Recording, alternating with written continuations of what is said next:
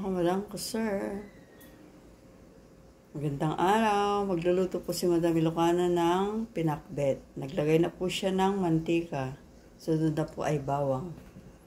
Ayan, nilagay natin yung bawang. Sunod na rin po yung sibuyas.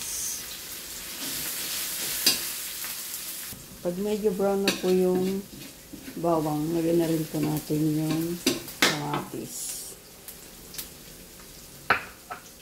Yan, ilagay ko na po yung kamatis. Pag luto na po yung kamatis, lagay na rin na po natin yung hipon. Yan, luto na po yung kamatis. Lagay na po natin yung hipon. Ang sabi ko po sa pakbet ko ay hipon.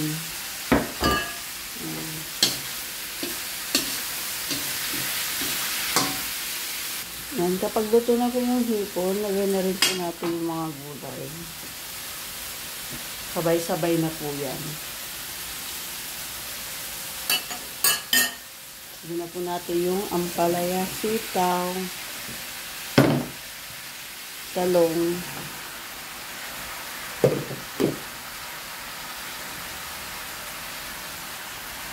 tapos lagyan natin ng konting tubig. Mas masarap po ang pakbet pag konti lang tubig. Yan. Pupukulo na po mga madam ko, sir. Lagyan na po natin ng bagoong. Boneless bagoong.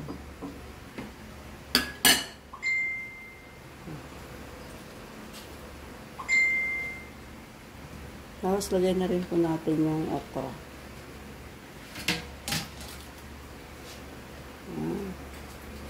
Sarap. Tapos takpan mga ilang minuto.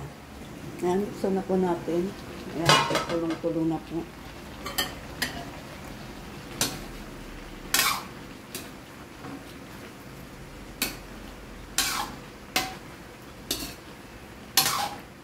Tapos lagyan natin ng pampalasa.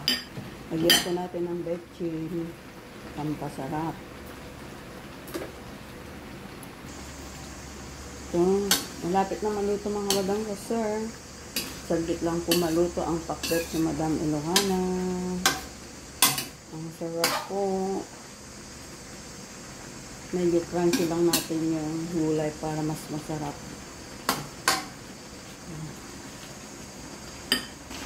Ayan. Ayan na po yung pakbet ni Madam Ilocana.